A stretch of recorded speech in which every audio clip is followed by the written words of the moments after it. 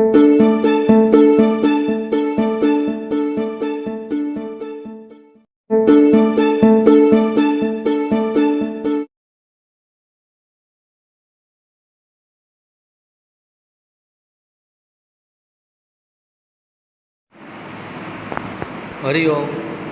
નમસ્કાર વિદ્યાર્થી મિત્રો, હું યુવરાજસિંહ જાડેજા સમગ્ર સાર્થક વિદ્યા મંદિર પરિવાર વતી આપ સર્વેનું ઓનલાઈન એજ્યુકેશન સિસ્ટમમાં હાર્દિક સ્વાગત કરું છું. વિદ્યાર્થી મિત્રો, આજથી આપણે ધોરણ 12ના નવા સત્રનો શુભારંભ કરી રહ્યા છીએ. એટલું જ નહીં, પરંતુ તેની સાથે સાથે આવનારું આ તમારા લાઈફ માટેનું જે મહત્ત્વનું વર્ષ છે 12મા ધોરણનું, એમાં પણ તમને ખૂબ ખૂબ સફળતા મળે તેવી શુભેચ્છાઓ પાઠવું છું. આજના આ લેક્ચરમાં આપણે આપણા 7 વિષયો પૈકીનો એક મહત્ત્વનો વિષય એવો વાણિજ્ય પત્ર વ્યવહાર અને સેક્રેટરીયલ પ્રેક્ટિસ એના વિશે આપણે માહિતી મેળવવાની છે. આજે આપણે કંઈ ભણવાનું નથી વિદ્યાર્થી, પરંતુ ધોરણ 12ના અભ્યાસક્રમનો આછેરો પરિચય તેમજ આ વિષય જે છે એસપી વિષય એ કોમર્સ ફિલ્ડ માટે કેટલો અસરકારક છે, આગળ જતાં કોમર્સ ફિલ્ડની અંદર આ વિષય તમને કઈ કઈ જગ્યાએ કામ આવે, એનું મહત્ત્વ શું છે.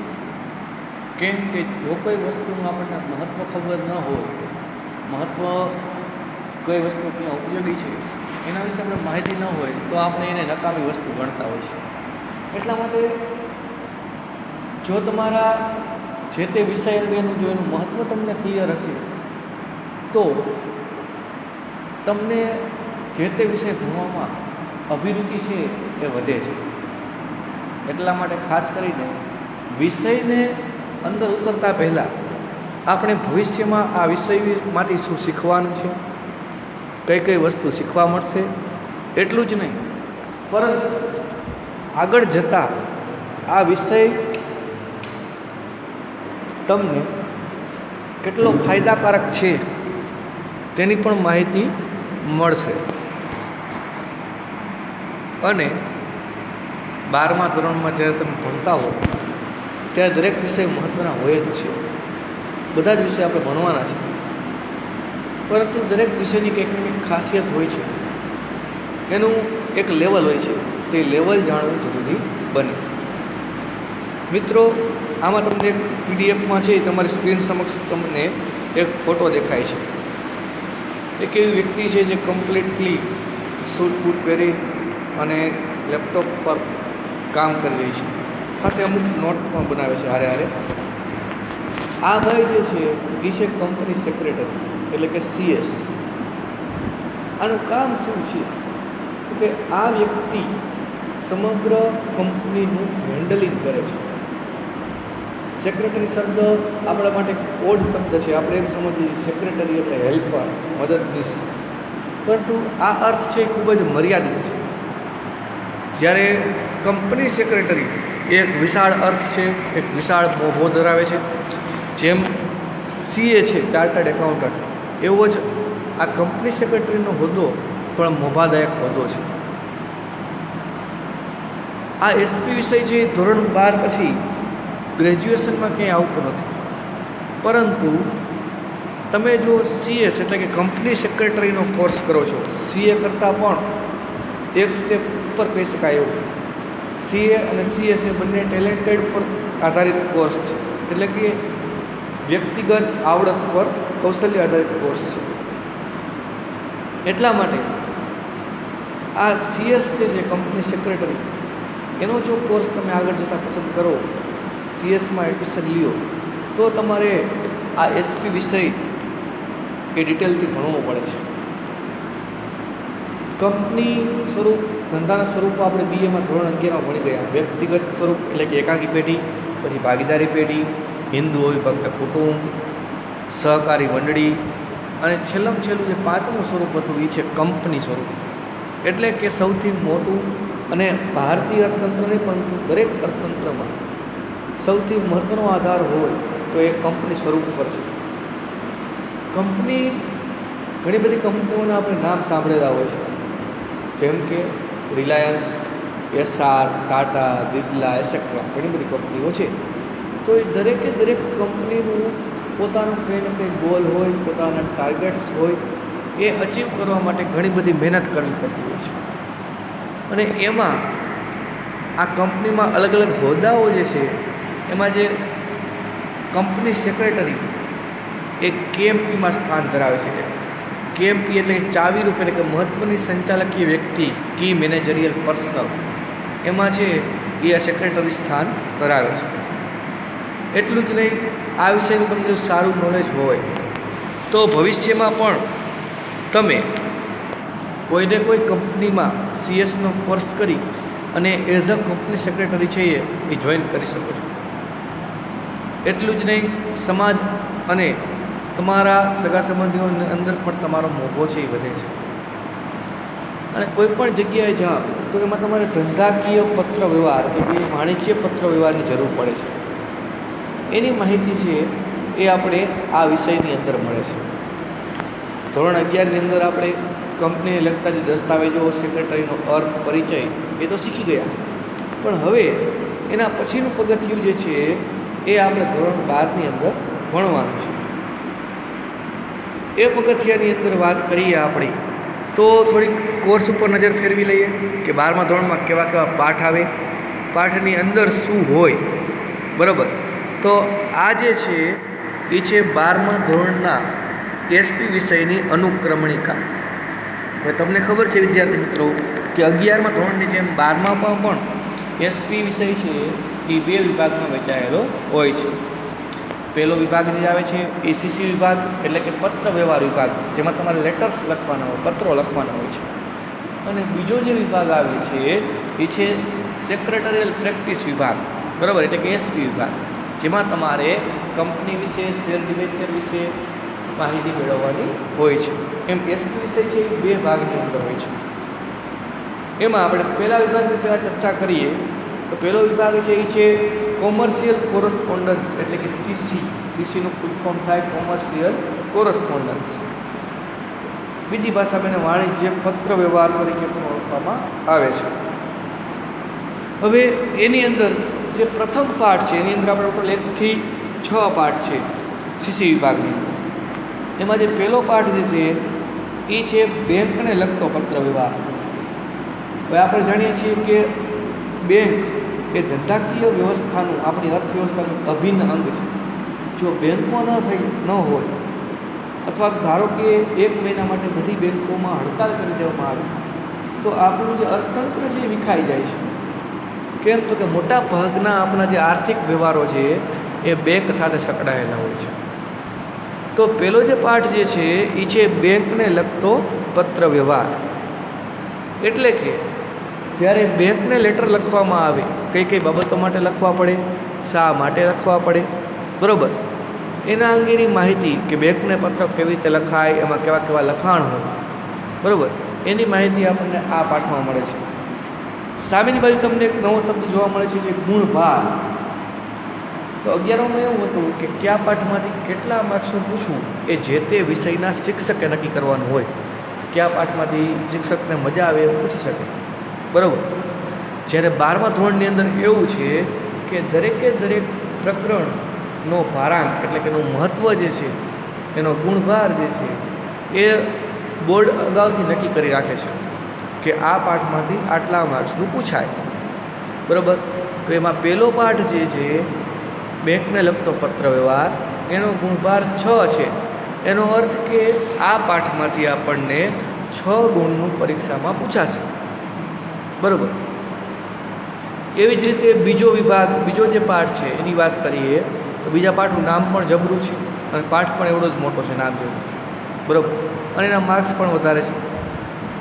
બીજો જે પાઠ છે એ છે સરકારી વિભાગો, જાહેર ઉપયોગી સેવાઓ અને સ્થાનિક સંસ્થાઓ સાથેનો પત્ર વ્યવહાર. હવે ધંધાકીય પેઢીએ ઘણી બધી જગ્યાએ અમુક સમય એવું હોય એવી પરિસ્થિતિમાં સરકારી વિભાગોમાં કાગળિયાની કાયદાકીય કાર્યવાહી કરવી પડતી હોય છે. અમુક ટાઈમે જાહેર ઉપયોગી સેવા પણ લેવી પડતી હોય છે. અને અમુક બાબતના સર્ટિફિકેટ્સ મેળવવા માટે સ્થાનિક સ્વરાજની સંસ્થાઓ એટલે કે નગરપાલિકા મહાનગરપાલિકાઓનો પણ સંપર્ક કરવો પડતો હોય છે. તો એવા સમયે એને પત્ર લખવાની જરૂર ઉદ્ભવે છે. તો એને લગતા પત્રો આપણે આ પાઠની અંદર ભણવાના છે અને એનો ગુણભાર છે 8 ગુણ એટલે કે 8 માર્ક. પછી ત્રીજું જે છે એ છે આંતરવિભાગીય પત્ર વ્યવહાર. એમાં આંતરવિભાગીય તેમજ કર્મચારી વિષયક પત્ર વ્યવહાર એનો ગુણભાર પણ 8 માર્કનો છે. એની અંદર આપણે એક વિભાગમાંથી કોઈ એક કંપની હોય તો એ અલગ અલગ વિભાગમાં વહેંચાયેલી હોય, જેમ કે ઉત્પાદન વિભાગ હોય, વેચાણ વિભાગ હોય, પેકિંગ વિભાગ હોય, બરાબર, મેનેજમેન્ટ વિભાગ હોય. તો એ દરેકે દરેક વિભાગના એકબીજા સાથે સંકલન થાય એટલે એકબીજાની માહિતીથી જાણકાર હોય, માહિતગાર રહે એકબીજાની કામગીરી પ્રવૃત્તિથી. એટલા માટે અંદરો અંદર છે એ એક વિભાગમાંથી બીજા વિભાગમાં મેસેજ કે પત્રો છે એ લખવામાં આવતા હોય છે.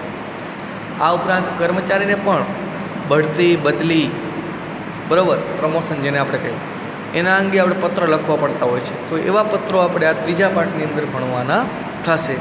એનો ગુણભાર છે 8 માર્ક. પછી ચોથા પાઠની વાત કરીએ તો કે વીમા સેવા અંગેના પત્રો. વીમો એટલે કે ઇન્સ્યોરન્સ, બરાબર.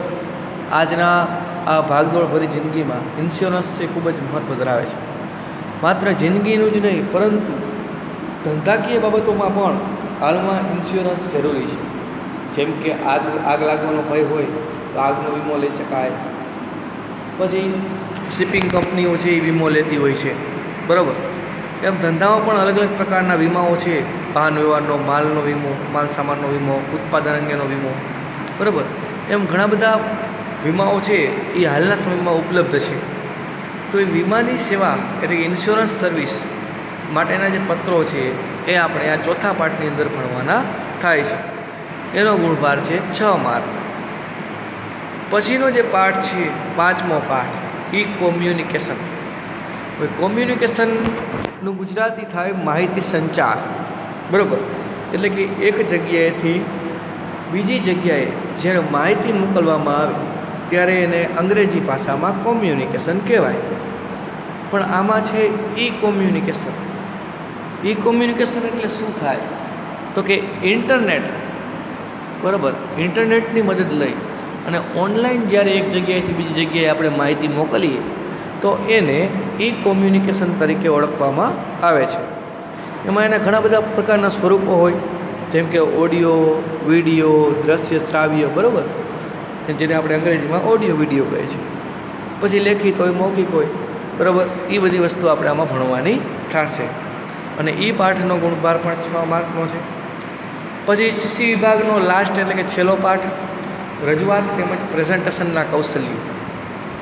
પ્રેઝન્ટેશન શબ્દ આપણે જાણીતો છે કે કોઈ વ્યક્તિએ ક્યારેક ને ક્યારેક પોતાના વિચારો કે પોતાની પાસે રહેલી માહિતી જ્યારે અન્ય વ્યક્તિને સમજાવવાની થાય તો એના માટે પોતાની વાત રજૂ કરવા માટે એક અલગ અલગ પ્રકારના કૌશલ્યની જરૂર પડતી હોય છે. કઈ વાત કઈ રીતે રજૂ કરવી, કયા હોદ્દાની વ્યક્તિ આપણી સામે બેઠી હોય તો એની સાથે કઈ રીતે વાત કરવી, બરાબર. એ બધી માહિતીઓ આપણે આ રજૂઆત અને પ્રેઝન્ટેશનના કૌશલ્યવાળા પાઠમાંથી ભણવાની છે. જેનો ગુણભાર છે 6 માર્ક. એટલે કે એ પણ પાઠ છે એ બોર્ડ પરીક્ષામાં 6 માર્ક્સનો હશે. હવે આપણે આવે છે એસપી વિભાગ એટલે કે વિભાગ 2, સેક્રેટરીયલ પ્રેક્ટિસ. એસપી વિભાગની અંદર વિદ્યાર્થી મિત્રો કુલ 1 થી લઈને 7 પાઠ છે. જેમાં પહેલો જે પાઠ છે એ જે શેર બહાર પાડવા, એટલે કે કોઈ પણ કંપની નવી સ્થપાય તો એ કંપનીની મૂડીને નાના નાના ભાગમાં વિભાજિત કરી નાખવામાં આવે છે અને એ પ્રત્યેક મૂડી, પ્રત્યેક ભાગ એ શેર તરીકે ઓળખાય છે. એવું આપણે ધોરણ 11ના છેલ્લા પાઠમાં ભણી ગયા છે, બરાબર. શેર મૂડી અને શેરના પ્રકારો એવો પાઠ હતો. મેં તમને એ પણ કીધું હતું કે ત્યાંથી જ તમારા 12મા ધોરણના એસપીની શરૂઆત થશે. 12મા ધોરણનું એસપી વિભાગ હવે આગળ શરૂ થાય છે શેર બહાર પાડવા. એટલે કે કંપની જે છે એ કઈ રીતે શેર બહાર પાડી શકે, શેરના પ્રકાર કયા, શેર બહાર પાડવાની આખી પ્રોસેસિંગ એટલે કે વિધિ કઈ છે, બરાબર, એ એ વસ્તુ આપણે આ પાઠની અંદર ભણવાની થશે. અને આ પાઠ છે એ સૌથી વધુ ગુણ ધરાવતા પાઠ પૈકીનો છે, એટલે કે એનો ગુણભાર જે છે એ 11 માર્ક્સનો છે. એટલે કે આ પાઠમાંથી તમને બોર્ડ પરીક્ષામાં 11 માર્કનું પૂછાશે. બીજો જે પાઠ છે એ છે શેરની ફેરબદલી અને એનું કાયદાકીય હસ્તાંતરણ. હવે ફેરબદલી એટલે શું થાય અને હસ્તાંતરણ કોને કહેવાય? તો કે હકીકતમાં તો પ્રોસેસ તો બંનેની એક જ છે, બંનેનું પરિણામ એક છે, પરંતુ બંનેની પ્રક્રિયા જે છે એ અલગ અલગ છે. શેરની ફેરબદલી એટલે શું? તો કે શેર છે એ એક પ્રકારની મિલકત છે, જંગમ મિલકત, એવું આપણે બધા જાણીએ છીએ. હવે એમાં શેરના માલિકી હકની ફેરબદલી થાય, એટલે કે શેરનો માલિકી હક એક વ્યક્તિ પાસેથી બીજી વ્યક્તિ પાસે પહોંચે ત્યારે તેને શેરની ફેરબદલી કહે છે. બીજું, કાયદાકીય હસ્તાંતરણ કોને કહેવાય? તો કે જ્યારે કોઈ શેરધારક છે એ અવસાન પામે અને એના શેર છે એ એના દીકરાને કે એના પત્નીને વારસામાં મળે ત્યારે એને કહેવાય કાયદાકીય હસ્તાંતરણ. ફેરબદલીમાં ખરીદી વેચાણ થાય છે અને કાયદાકીય હસ્તાંતરણમાં વારસાને આધારે શેર છે એ એક વ્યક્તિમાંથી બીજી વ્યક્તિને મળે છે. બરાબર. તો આ પાઠ જે રહ્યો શેરની ફેરબદલીવાળો એ છે 8 ગુણનો. પછી પાઠ નંબર 3 આવે છે ડિબેન્ચર. હવે ડિબેન્ચર છે એ શબ્દ તમારા માટે કદાચ નવો હોઈ શકે, 11માં એકવાર તો આવેલું છે પણ આપણા ધ્યાનમાં ન આવ્યું એવું બને. ડિબેન્ચર છે એક પ્રકારના શેર જેવું સર્ટિફિકેટ છે, એક પ્રકારનું રોકાણ છે, જામીનગીરી છે. જ્યારે કંપની જે છે એ પબ્લિક પાસેથી ઉછીના પૈસા લે, ધંધો કરવા માટે ઉછીના નાણાં લે, ત્યારે ઉછીના નાણાં લેવા હોય ત્યારે કંપની છે એ ડિબેન્ચર બહાર પાડી અને પબ્લિક પાસેથી મૂડી ભેગી કરે છે. તો એ ડિબેન્ચર અંગેની વિધિ, એની પ્રોસેસ શું છે, કેટલા કેટલા પ્રકારના ડિબેન્ચર હોય, એની માહિતી આપણે આ ત્રીજા પાઠની અંદર ભણશું, જેનો ગુણભાર 6 માર્ક્સ છે. ચોથો પાઠ છે સભ્યપદ, એટલે કે મેમ્બરશીપ, એટલે કે જે વ્યક્તિઓ કંપનીના શેર લઈ અથવા કંપનીમાં સીધું મૂડીરોકાણ કરી અને કંપનીના નફા કે નુકસાનમાં ભાગીદાર બને છે એવા વ્યક્તિઓ બધા કંપનીના સભ્યો ગણાય અથવા શેર હોલ્ડરો ગણાય. તો એ સભ્યપદ કેવી રીતે મળે, કઈ રીતે સભ્યપદ પૂરું થાય, સભ્યપદ કઈ રીતે મેળવી શકાશે, બરાબર, કોણ કોણ કંપનીનો સભ્ય બની શકે, તેના અંગેની માહિતી આપણે આ પાઠમાંથી મેળવવાની છે, જેનો ગુણભાર છે 7 ગુણ, એટલે કે 7 માર્કનો પૂછાશે. પછી 5મો પાઠ કંપનીના સંચાલકો. સંચાલક મહત્ત્વનું અંગ છે કંપની માટે, બરાબર. અને સંચાલકો છે એ બધા ભેગા મળી અને કંપની ચલાવતા હોય છે, તેમજ કંપનીના અલગ અલગ પ્રકારના નિર્ણયો લેતા હોય છે. તો આ સંચાલકો બનવા માટે શું કરવું પડે, સંચાલક થઈ ગયા પછી એને કઈ કઈ કામગીરી કરવાની હોય, એનું વેતન શું હોય, સંચાલકોએ કઈ કઈ ફરજો નિભાવવાની થાય, એને લગતી માહિતી આપણે આ 5મા પાઠમાંથી મેળવવાની છે, જેનો ગુણભાર છે 11 માર્ક્સ છે. એટલે કે સૌથી વધુ ગુણભાર ધરાવતા 2 પાઠ છે આમાં આપણે, બંને 11 માર્કનો, પહેલો અને 5મો. પછી આગળ વાત કરીએ પાઠ નંબર 6 કંપનીની સભાઓ. સભા શબ્દ આપણા માટે બહુ જ જાણીતો છે, મીટિંગ, બરાબર, અંગ્રેજીમાં એને મીટિંગ કહે છે. એટલે કંપનીનું આખું મેનેજમેન્ટ કરવા માટે, બધા સભ્યોના અભિપ્રાય જાણવા માટે મીટિંગ થવી જરૂરી છે. મીટિંગથી જે નિર્ણય લેવાય એ મોટે ભાગે પરિપક્વ અને પૂરેપૂરા વિચાર કર્યા પછી લેવાતા હોય છે. એટલા માટે કંપનીની મિટિંગો વિશે આપણે માહિતી 6થા પાઠની અંદર મેળવવાની છે. કઈ કઈ પ્રકારની મિટિંગ હોય, કઈ મિટિંગ ક્યારે બોલાવવાની હોય છે, એને લગતી માહિતી આમાં આવે છે. 6થા પાઠનો ગુણભાર છે 10 ગુણનો છે. પછી વાત કરીએ પાઠ 7ની, છેલ્લો પાઠ કંપનીનું વિસર્જન. મેં તમને ધોરણ 11માં કીધું હતું કે કંપનીની સ્થાપના વિધિથી એસપી વિભાગની શરૂઆત થાય, બરાબર,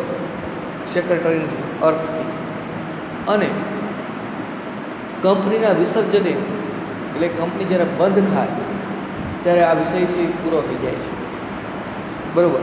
એટલે એસપી વિભાગનો છેલ્લો જે પાઠ છે એ છે કંપનીનું વિસર્જન, એટલે કે કંપની બંધ કરવી. હવે નાનો ધંધો હોય તો એ બંધ કરવામાં તકલીફ નથી પડતી, પરંતુ જ્યારે કંપની સ્વરૂપનો ધંધો હોય એટલે કે મોટા પાયે બિઝનેસ હોય તો એ બંધ કરવામાં પણ છે એ ઘણી બધી પ્રક્રિયાઓ છે એ અનુસરવી પડતી હોય છે, ઘણા બધા નિયમોનું પાલન કરવું પડતું હોય છે, બરાબર. એને કહેવાય છે કંપનીનું વિસર્જન. તો એ કંપનીના વિસર્જન અંગેનો પાઠ છે પાઠ નંબર 7, જે 7 ગુણનો છે. આમ વિદ્યાર્થી મિત્રો, આપણો ધોરણ 12માં ટોટલ 7 અને 6 એમ ટોટલ છે 13 પાઠ થાય, બરાબર. તો એ 13 પાઠ છે એ આપણે ધોરણ 12ની અંદર એનો સંપૂર્ણ ડિટેલમાં વ્યવસ્થિત અભ્યાસ કરવાનો છે. ઘણા બધા મહત્ત્વના અને મસ્તીના મજા આવે એવા પાઠ છે, એકદમ ઇઝીલી સમજાઈ જાય એવા, બરાબર. અને જો તમે શરૂઆતથી જ મહેનત કરો તો હું માનું છું ત્યાં સુધી તમે જાન્યુઆરીમાં એસપી એટલું કમ્પ્લીટ થઈ જાય કે તમારે પછી ઠેઠ લગી વાંચવાની જરૂર ન પડે, બરાબર. એટલે શરૂઆતથી જ જે કાંઈ પણ માહિતી, પીડીએફ ફાઇલ, જે કાંઈ પણ પ્રશ્ન અંડરલાઇન કરવામાં આવે એ ખૂબ જ ધ્યાન આપી અને ભણશો. ન સમજાય તો કોલ કરીને પૂછી લેવાનું, બરાબર. જેથી કરીને આપણે આવનારા ધોરણ 12 જ્યારે માર્ચ 2022માં તમે એક્ઝામ આપો તો તમને તકલીફ ન પડે, બરાબર. ફરી પાછું એકવાર તમને 12મા ધોરણ માટે ખૂબ ખૂબ શુભેચ્છાઓ. આ વર્ષ છે તમારા માટે ખૂબ જ સારું ફળદાયી નીવડે તેવી મા સરસ્વતીના ચરણોમાં પ્રાર્થના સાથે આજે આપણે આપણો લેક્ચર અહીં જ પૂરો કરશી. આવતા લેક્ચરથી હવે આપણે પેપર સ્ટાઇલ તેમજ આગળની માહિતીનો આપણે અભ્યાસ કરવાનો છે. હરિઓમ અસ્તુ.